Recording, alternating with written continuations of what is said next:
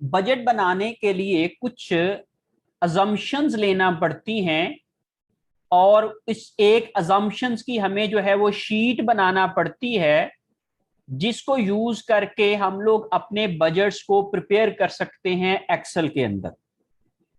अच्छा जी, वो जो अजम्पशंस हैं वो कैसे हम लोग अपने क्वेश्चंस में से आइडेंटिफाई करेंगे और उनको हम अपनी शीट में रिकॉर्ड करेंगे ताकि हम लोग उसको यूज करके आप पे अपने जो फर्दर बजट्स हैं उनको प्रिपेयर कर सकें और एक्सेल के अंदर उनको यूज कर सकें। उसके लिए मैंने यहाँ पे ये एक रिव्यू प्रॉब्लम है जो बजट स्केड्यूल्स के हवाले से, ये मैंने आपके सामने ओपन किया हुआ है। इसको हम लोग यूज करके क्या करेंगे, ये मैंने आपके सामने जो है वो अभी शेयर किया है, ओपन किया है, जो आपको नजर आ रहा होगा। हम इसको यूज करके हम अपने जो भी अजम्पशंस वाला टेबल है या जो basic data of the questions है जो कि एक बजट बनाने के लिए हमें रिक्वायर होता है, हम उसको जो है वो प्रिपेयर करने की कोशिश करेंगे।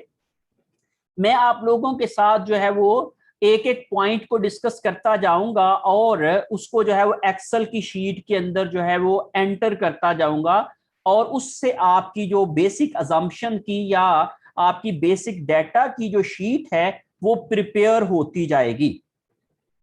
सबसे पहले जो है वो हमें ये देखना है कि आप देखें जरा गौर से कि एक पॉइंट है ए, जो उसमें उन्होंने कहा जी कि ये क्वेश्चन है minor corporation manufactures and sells seasonal product that has peak sales in third quarter. Third quarter में उनकी पीक सेल्स होती हैं और ईयर 2 के 4 क्वार्टर्स की और ईयर 3 के भी आगे 2 क्वार्टर्स का डेटा उन्होंने दिया हुआ है हमें।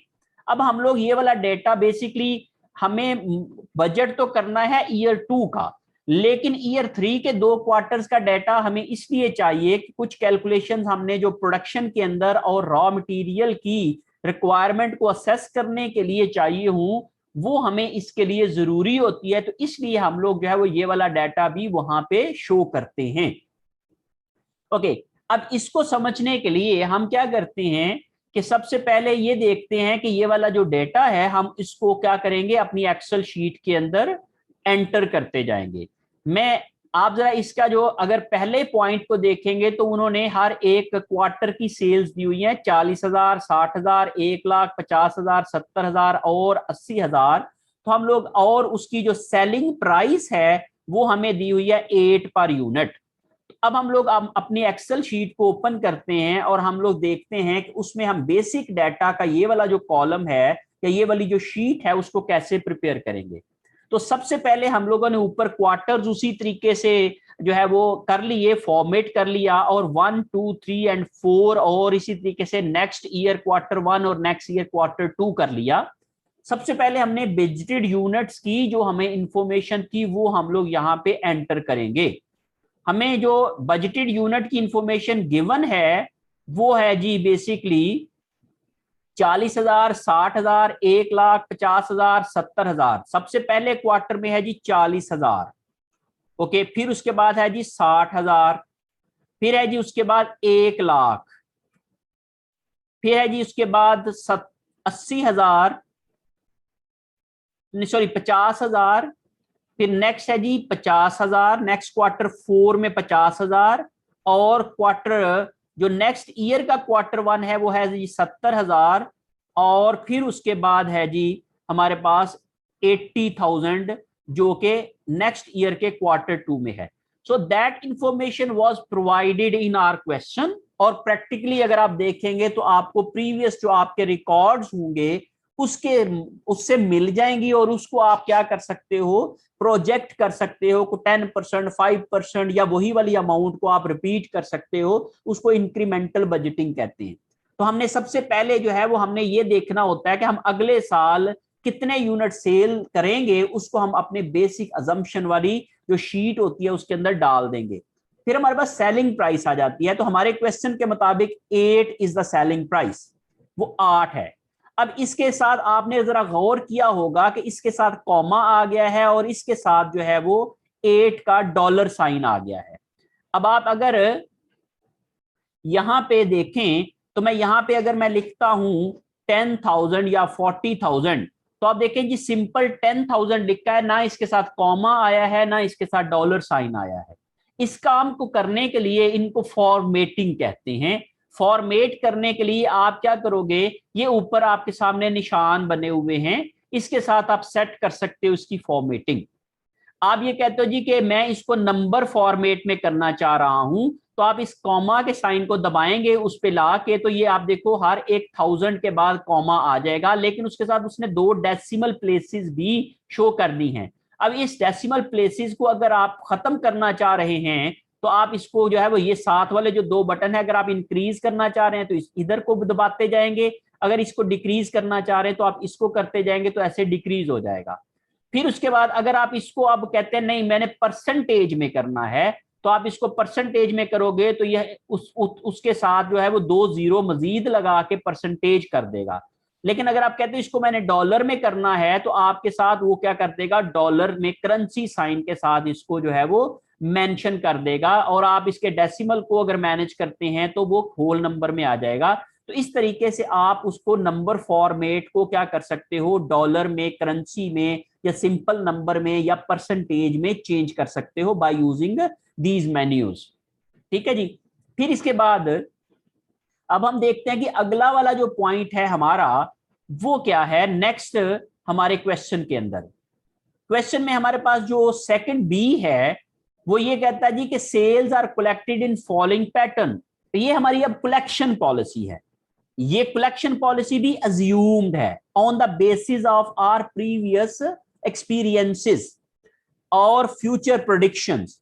तो हमने कहा जी 75% उसी क्वार्टर में मिल जाएंगी, और 25% आगे जो है वो रिमेनिंग जो है वो 25% नेक्स्ट क्वार्टर में मिलेंगी। तो अब हम इन दोनों फैक्ट्स को पहले हम डालते हैं अपनी शीट के अंदर।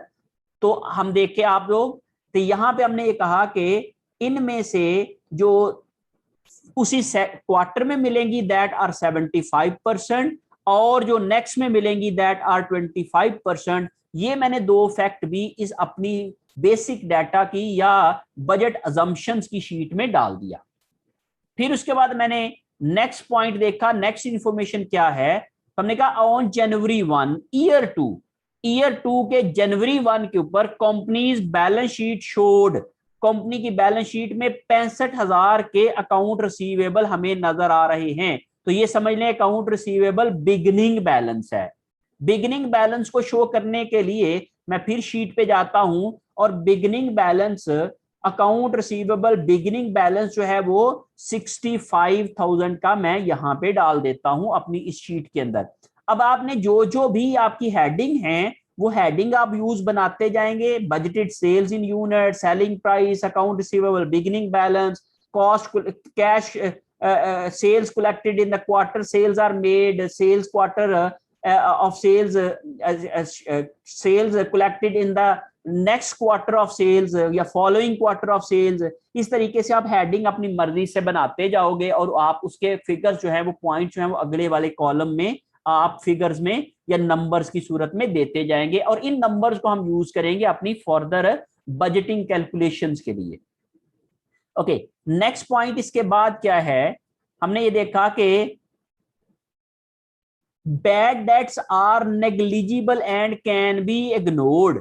और बैड डेट्स जो हैं वो बिल्कुल भी नेग्लिजिबल हैं, इग्नोर्ड हैं। अगर कोई बैड डेट्स भी होते तो फिर हम लोग इसको भी अपनी शीट में अकोमोडेट कर लेते। फॉर एग्जाम्पल हम यहाँ पे लिखते कि जो सेल्स कलेक्टेड हो गई हैं वो पहले हफ्ते में होती हैं 70% और दूसरे में होती है 25%। तो आप देखो टोटल आपके पास जो कलेक्शन हुई है वो है 70 प्लस 25 95%। तो ऑटोमेटिकली 5% जो है वो हमारे बैड डेट्स हो जाएंगे। इसलिए हम लोग इसके साथ एक कॉलम इंसर्ट करके यहां पे हम लोग लिख सकते हैं बैड डेट्स की जो सिचुएशन है वो सपोज अगर हम लोगों ने अभी एग्जांपल जो लिया है वो है 5%, लेकिन चूंकि हमारे क्वेश्चन में ये है नहीं तो इसलिए हम लोग इसको क्या कहेंगे 0%, और इसको हम कहेंगे 75% और इसको 25%। तो इस तरीके से आप क्या कर सकते हो, ये भी लिख सकते हो। एक और पॉइंट ऊपर जो है, जैसे कलेक्शन ऑफ सेल्स है या सेल्स जो आपने की हैं उनकी क्या सिचुएशन है, तो उसमें आप लोग 2 कॉलम और मजीद भी अपने डाटा बैंक में या अजम्पशंस में ऐड कर सकते हो, जिसमें आप ये कह सकते हो जी कैश सेल्स कितनी है। कैश सेल्स हैं, सपोज आप कहते हैं जी कि 20% जो है वो कैश सेल्स हैं, मैं इसको परसेंटेज के साइन के साथ कर देता हूं, सपोज ये 20% हैं।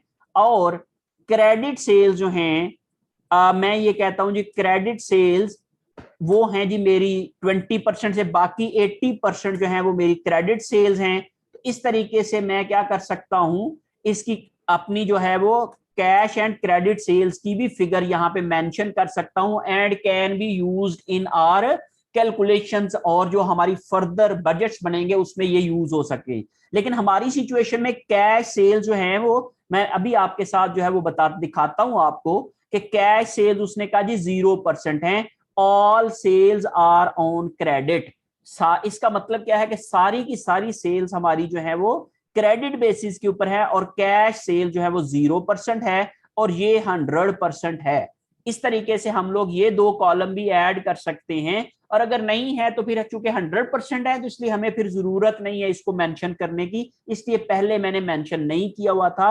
लेकिन अगर आप इसकी कंप्लीट डाटा डालना चाह रहे हैं तो फिर आप इसको भी मेंशन कर सकते हैं।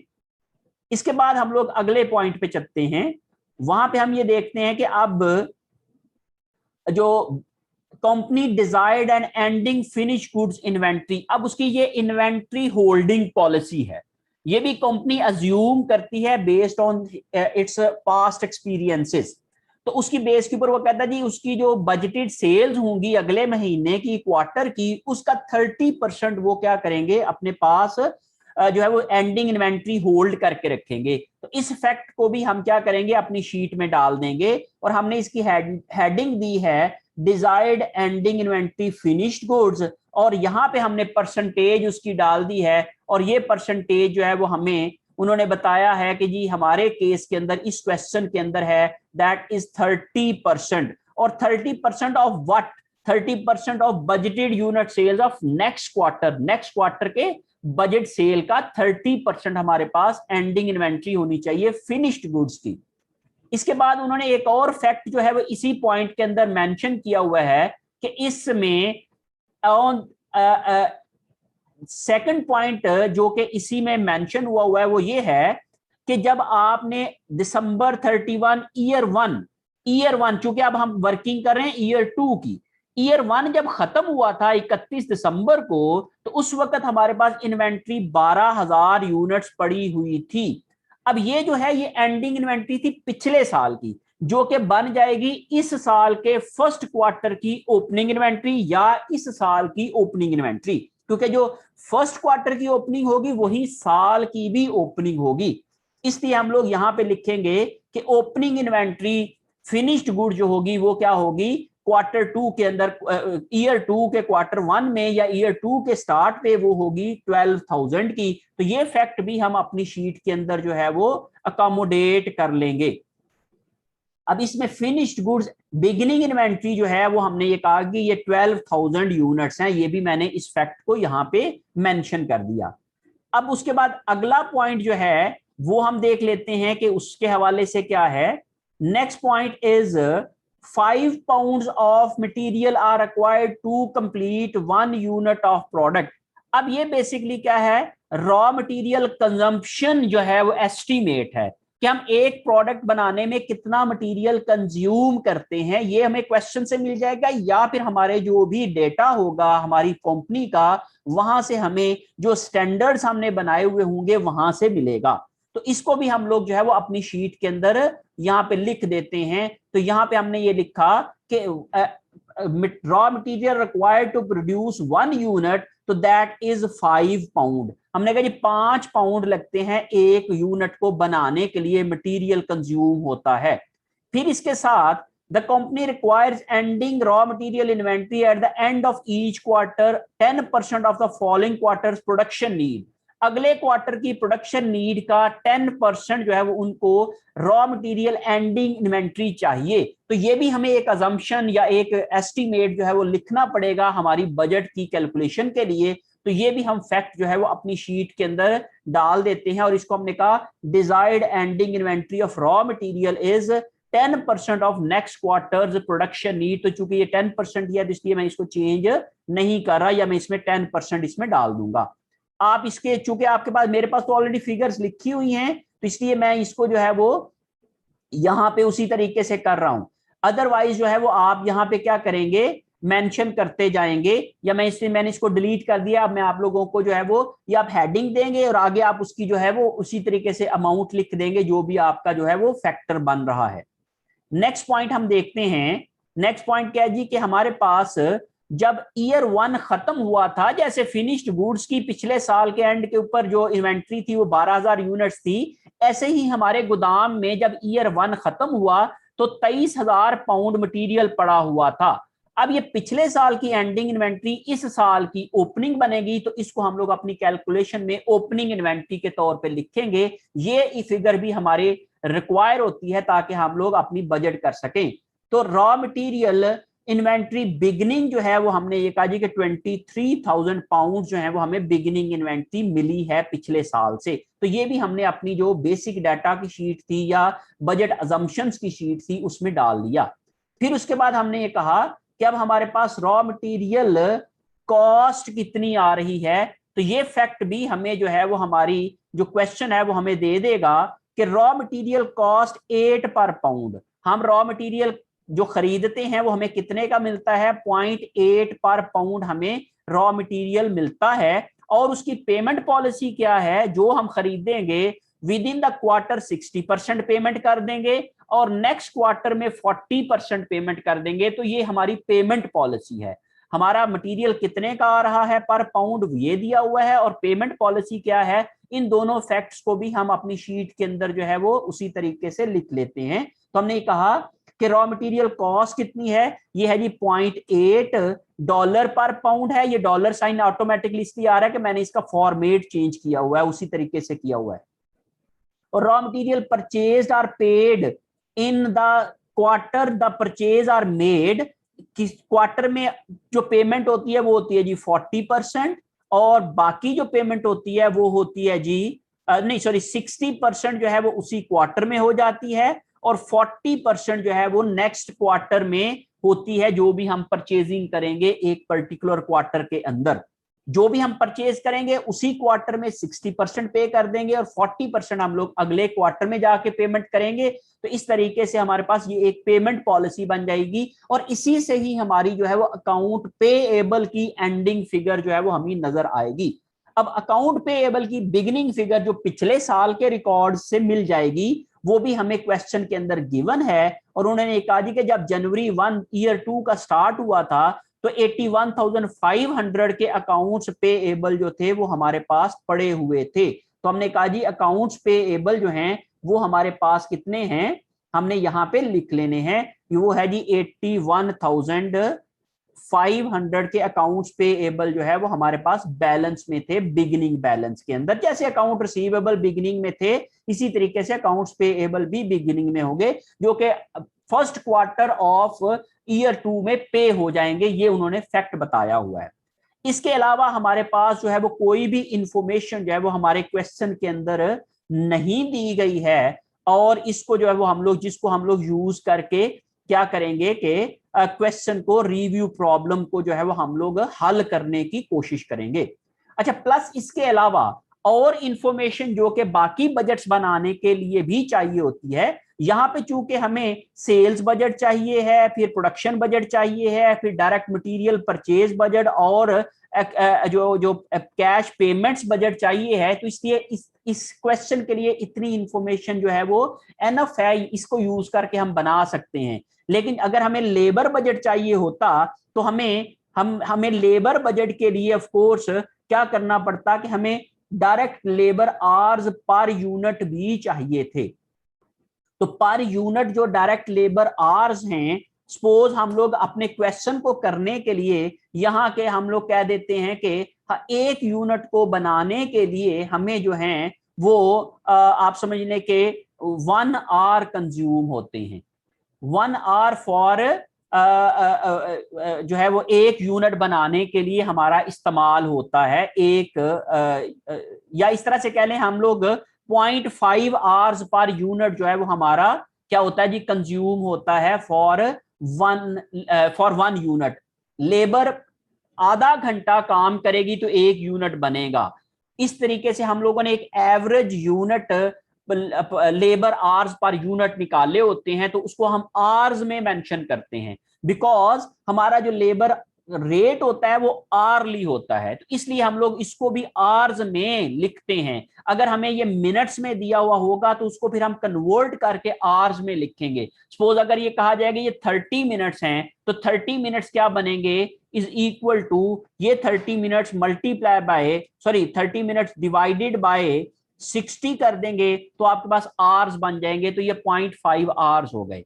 और इसके बाद हमने ये कहा जी कि अच्छा ये वाले आवर्स हैं तो आर्ली रेट क्या होगा, तो हमने कहा जी ये $15 जो है वो आर्ली रेट होगा। एक जो है वो उसको पे करने के लिए हमें जो एक आर की पेमेंट होगी वो हम ये कहेंगे जी कि $15 होगी फॉर प्रोडक्शन।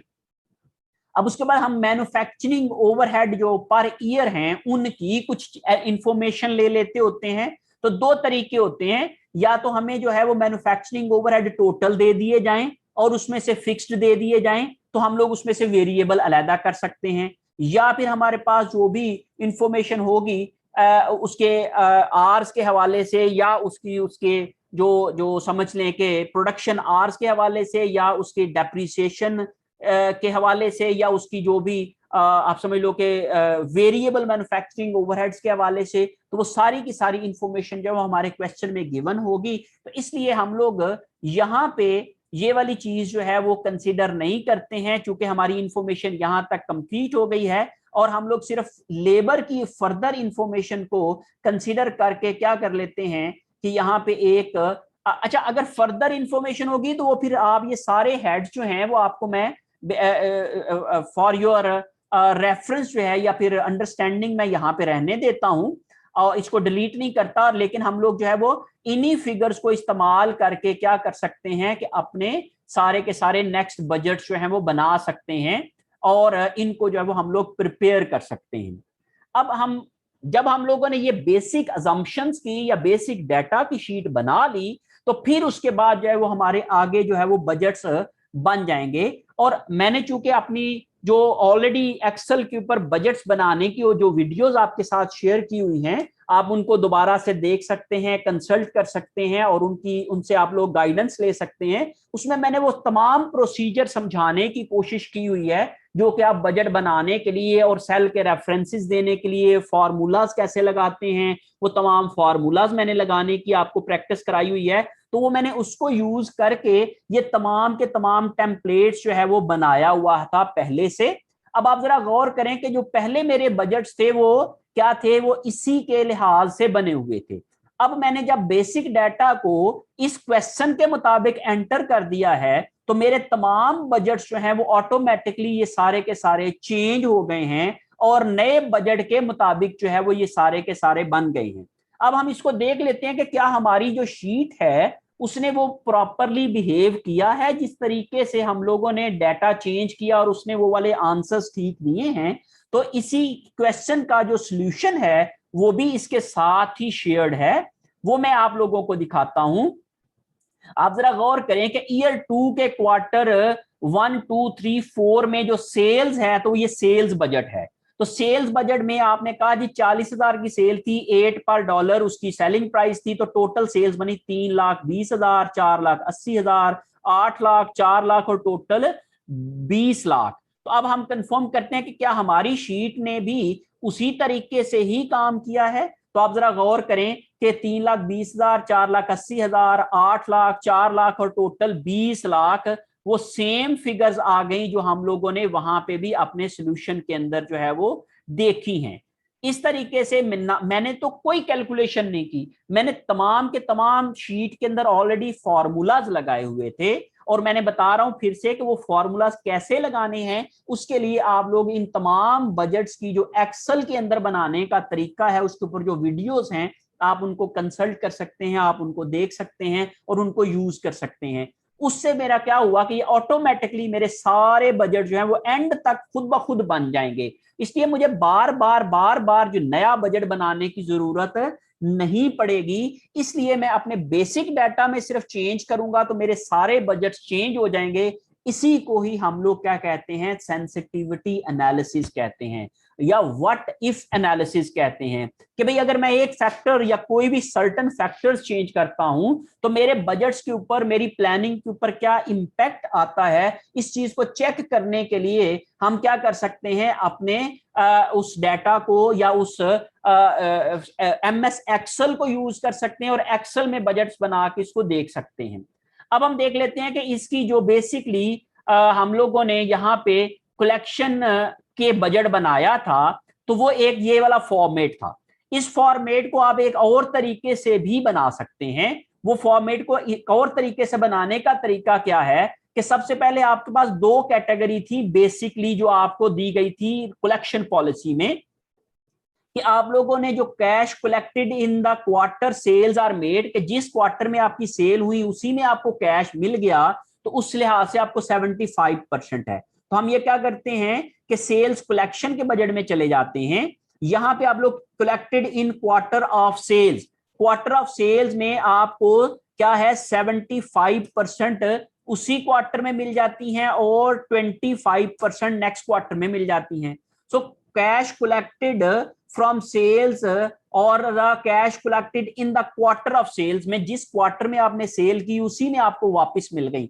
अब इसकी कैलकुलेशन करने के लिए आप क्या करोगे, आप इसके कॉलम के ऊपर जो है वो आप अपना कर्सर ले जाएं, इज इक्वल टू का साइन दबाएं और आप इस क्वार्टर की पर्टिकुलरली सेल्स पे चले जाएं। तो आपने कहा जी इस क्वार्टर में आपने 3,20,000 की सेल्स की थी, इसका आपको 75% जो है वो क्या मिलेगा इसी क्वार्टर में। लेकिन हमने 75% खुद से नहीं लिखना, जैसे मल्टीप्लाई बाय 0.75 में कर दूं तो कैलकुलेशन तो हो जाएगी, लेकिन हमने इस तरीके से नहीं करना, हमने रेफरेंस दे के करना है। तो मैंने ऊपर वाली कहा जी इस सेल को मल्टीप्लाई करूंगा, मैं अपने बेसिक डाटा पे चला जाऊंगा और बेसिक डाटा में से मैंने जो सेल्स कलेक्शन है वो मैंने उस पे सिलेक्ट किया, तो उसने उस वाले 75% के ऊपर ये वाली जो है वो कर्सर आ गया। अब मैं इसको क्या करना चाह रहा हूं, अगर मैं इसको ऐसे ही एंटर कर दूंगा और जब मैं अगले वाले पे आपको ड्रैग करूंगा तो इससे क्या होगा कि मेरी अगले वाली फिगर जो है वो सारी की सारी जीरो हो जाएंगी। उसकी वजह यह है कि जब मैं इसका फिक्स नहीं करूंगा कॉलम को, जब मैं कॉलम को फिक्स नहीं करूंगा या सेल को फिक्स नहीं करूंगा तो उससे क्या होगा कि मेरी जो है वो हर एक कॉलम में एक नया कॉलम नंबर आ जाएगा। देखिए यहाँ पे बी था 11, यहाँ पे C11, यहाँ पे D11 और यहाँ पे E11 आ गया। लेकिन मेरा बेसिक डाटा ये कहता है कि मेरी जो इंफॉर्मेशन है वो तो सिर्फ पड़ी हुई है B11 के अंदर, B11 से आगे सारे चूंकि खाली हैं तो इसलिए उसने जीरो कर दिया है। तो इसलिए मुझे यही बार बार रिपीट करनी है। जब मैंने इसी को बार बार रिपीट करना होगा तो फिर मैं क्या करूंगा, इसके जो भी इस सेल का रेफरेंस होगा इस वाले में B11, तो इसके ऊपर मैं क्या करूंगा, अपना कर्सर लेके जाऊंगा और सिंपली अपने F4 दबा दूंगा, या फिर मैं यहां पे B से पहले $साइन टाइप कर दूंगा और 11 से पहले भी $साइन टाइप कर दूंगा। इससे मेरा वो वाला सेल जो है वो फिक्स हो गया है। जब वो फिक्स हो जाएगा तो फिर मैं इसको आगे अब ड्रैग करूंगा तो फिर मेरे पास जो है वो ऑटोमेटिकली क्या हो जाएगी, ये वाली कैलकुलेशन जो है वो ठीक हो जाएगी और हर एक क्वार्टर में जो जो मेरी सेल्स था उसका 75% जो है वो यहाँ पे कैलकुलेट होके आ जाएगा। फिर उसके बाद मैं कहता हूं cash collected in following quarter of sales, अगले क्वार्टर्स में कितनी सेल होगी इसकी कैलकुलेशन जो है वो आप कैसे करेंगे। उसके लिए आप क्या करोगे, चूंकि अब आपने फर्स्ट क्वार्टर में आपने लेनी है जो पिछले क्वार्टर की थी, अब उसका डेटा चूंकि नहीं है तो इसलिए आप लोगों को उन्होंने, लेकिन उसके बाद उन्होंने इसके कॉन्ट्री आपको इंफॉर्मेशन दे दी है कि आपके अकाउंट रिसीवेबल कितने थे शुरू में। तो हम लोग यहां पे रेफर कर देंगे is equal to basic data में से जो अकाउंट रिसीवेबल बिगिनिंग बैलेंस था वो हम लोगों ने यहां पे रेफर कर दिया और इस तरीके से हम लोगों ने इसको यहां पे शो करा लिया। अब हम अगले वाले में फॉर्मूला लगाएंगे।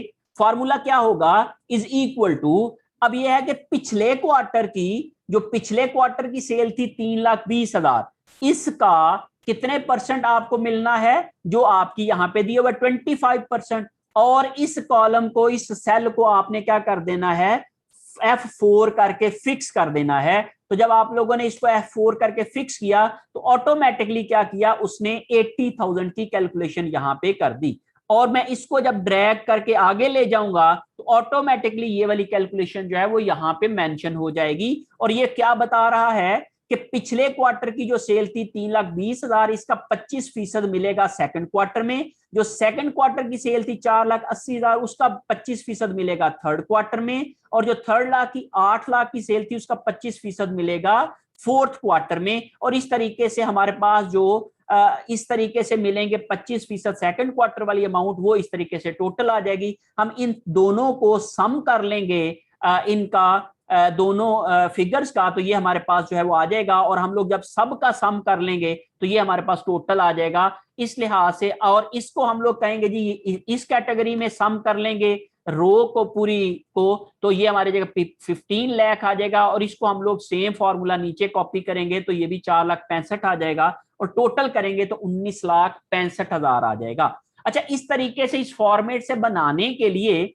हमें क्या है कि बेसिकली एक आप समझ लो कि यहाँ पे बिगिनिंग बैलेंस दिया हुआ था, लेकिन इसका जो एंडिंग बैलेंस है वो यहाँ पे मेंशन नहीं हो रहा। वो भी हम लोग जब बैलेंस शीट बनाएंगे तो उस वक्त जो है वो कैलकुलेट करना जो है मैं आप लोगों को समझा दूंगा कि किस तरीके से हम लोग इसका एंडिंग बैलेंस जो बैलेंस शीट में शो होना होता है, विच इज जैसे इसका पिछले का जो एंडिंग था वो यहाँ पे ओपनिंग बन गया, तो जरा इसका भी कोई एंडिंग बैलेंस निकलेगा जो कि अगले का ओपनिंग बनेगा, वो हम लोग उसको उस वक्त कैलकुलेट करना जो है वो सीखेंगे। तो इस तरीके से भी आप क्या कर सकते हो, कैश रिसीट्स फ्रॉम कस्टमर्स का टेबल बना सकते हो इस तरीके से। ये चूंकि थोड़ा सा ज्यादा मुश्किल तरीका नजर आ रहा है, ज्यादा उसकी जो है वो है, लेकिन ये जरा थोड़ा सा आसान है। आप इस तरीके से भी इसको जो है वो अडॉप्ट कर सकते हो, इसको कर सकते हो।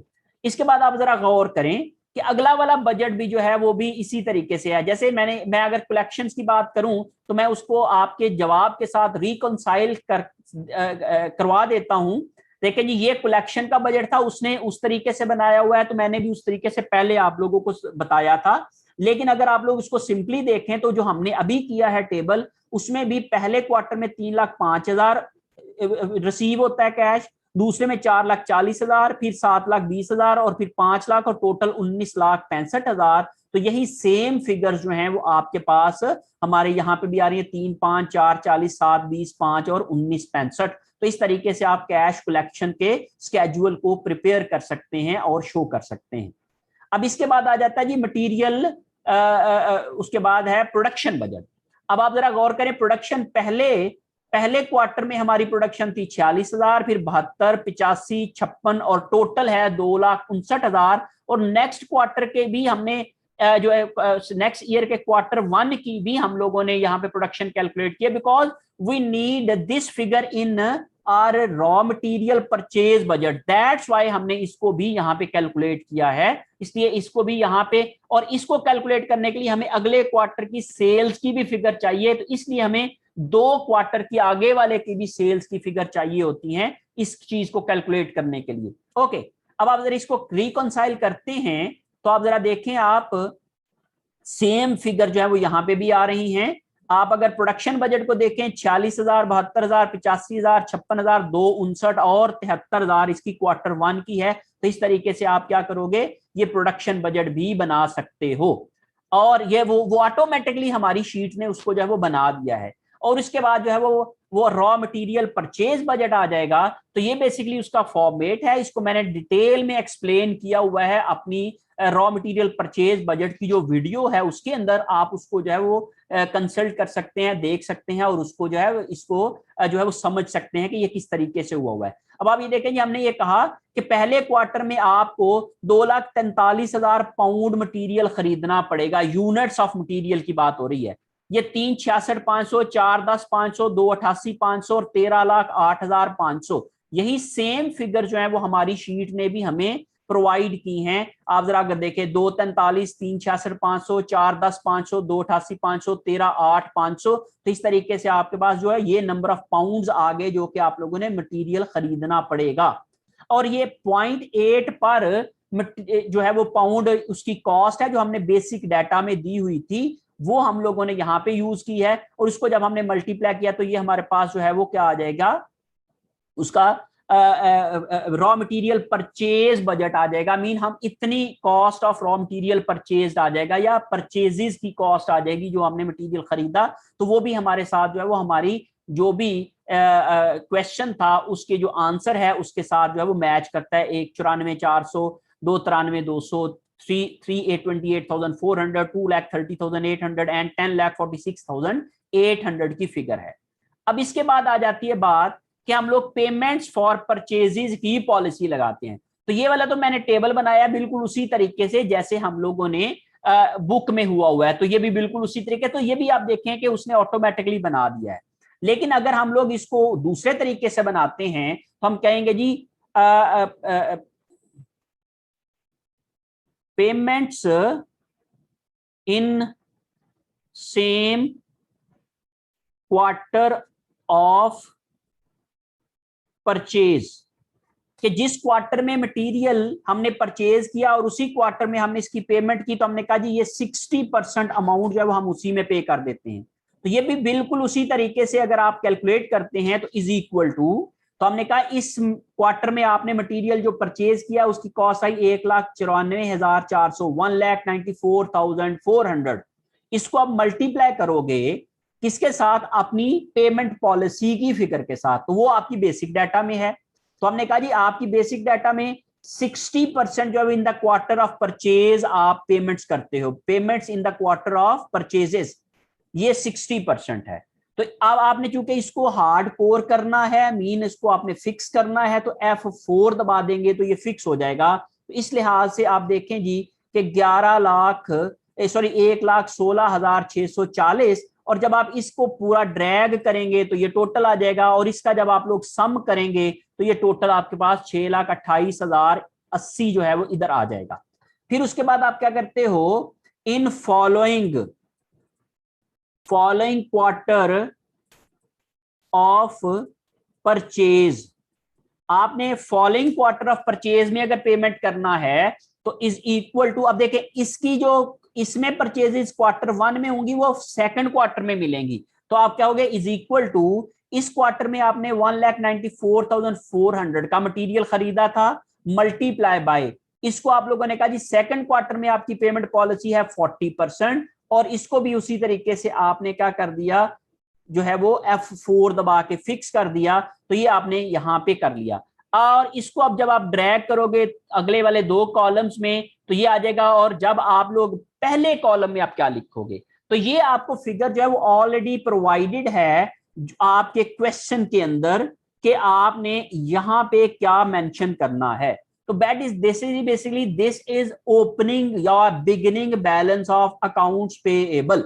अकाउंट्स पेएबल का बिगिनिंग बैलेंस है इज इक्वल टू, आप बेसिक डाटा पे चले जाते हो तो accounts payable for raw materials beginning balance that is 81,500, तो ये आपने सेल वहां पे क्या कर दिया है, रेफर कर दिया है। अब जब आप इन सब का टोटल करोगे तो आपके पास ये वाली अमाउंट आ जाएगी, फिर आप लोग हर एक कॉलम का टोटल करेंगे तो आपके पास 1,98,140, वही सेम फिगर यहाँ पे आई है, वही ये सेम इधर आ जाएगी। तो इस तरीके से आप लोग जब सबका करेंगे तो वो लेकें 10,35,980, 10,35,980, तो उसी तरीके से आपका जो है ये वाला बजट जो है वो कंप्लीट हो जाएगा। आप इसको इस तरीके से आप बना सकते हो, आप इस तरीके से इसके, ये भी तरीका ठीक है जैसे ऊपर हुआ है, ये वीडियो में आपको मिल जाएगा, और ये वाला तरीका जो है वो पेमेंट्स फॉर परचेजेस करने के लिए वो भी आप यहां से जो है वो इसको सीख सकते हैं, इस तरीके से आप लोग बना सकते हैं। अब इसके बाद अगला वाला जो बजट था वो था लेबर बजट। अब चूंकि हमारे सवाल में लेबर बजट की रिक्वायरमेंट थी ही नहीं, तो इसलिए हम लोगों ने उसको अपने पास से ऐड की थी वो वाली फिगर्स, लेकिन हम यहां पे मेंशन कर देते हैं कि हमारे पास लेबर बजट की शक्ल क्या होगी और हम लोग इसको किस तरीके से बनाते हैं। तो हमने कहा लेबर बजट के लिए हमें प्रोडक्शन का डाटा चाहिए, हमें कितने यूनिट प्रोड्यूस करने थे वो हमें प्रोडक्शन बजट से मिल जाएगा। हमने पर लेबर आर हमारे कितने थे वो हमारा बेसिक डाटा से आ जाएगा। हमने इन दोनों को मल्टीप्लाई किया और आरली रेट से मल्टीप्लाई किया तो हमारे पास लेबर कॉस्ट आ जाएगी। तो इस तरीके से हम लोग जो है वो आर्स में और फिर उसके बाद जो है वो डॉलर्स अमाउंट में लेबर कॉस्ट का बजट भी बना लेते हैं। तो इस तरीके से हमारा ऑटोमेटिकली लेबर कॉस्ट का भी बजट बन गया। और ऐसे ही मैन्युफैक्चरिंग ओवरहेड के भी, अब चूंकि मैंने वो सारा डाटा 0 0 कर दिया था इसलिए ये सारे के सारे जीरो हो गए। जब वहां पे डाटा फीड होगा तो ये भी ऑटोमेटिकली बन जाएंगे। और इसी तरीके से फिनिश गुड्स इन्वेंट्री का बजट भी है, ये भी ऑटोमेटिकली बन गया हुआ है। सेलिंग एंड एडमिन एक्सपेंसेस के बजट भी ऑटोमेटिकली बन जाएंगे।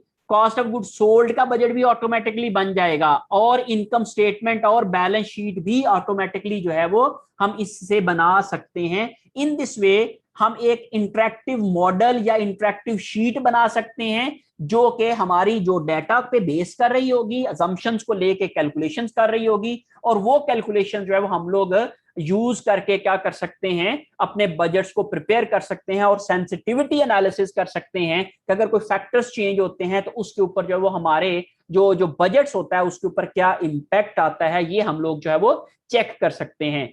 होप्स हो कि आप लोग जो है इन तमाम चीजों को के बेसिक अजम्पशंस को हम कैसे आइडेंटिफाई करते हैं, उसको हम लोग बेसिक शीट में कैसे लिखते हैं और फिर उसको हम लोग आगे यूज करके किस तरीके से बजट्स बनाते हैं और डिफरेंट स्केड्यूल्स हम कैसे बनाते हैं। तो मेरी जो डिफरेंट वीडियोस मैंने शेयर की हुई हैं आप लोगों के साथ use of Excel in budgeting के ऊपर, वो आप लोग जो है वो डिफरेंट बजट्स की वो देख सकते हैं और इसके ऊपर जो है वो आप लोग जो है वो वर्किंग कर सकते हैं और एक अपनी इंटरेक्टिव बजटिंग मॉडल बना सकते हैं जो कि सेंसिटिविटी एनालिसिस में आपके जो है वो इस्तेमाल हो सकता है।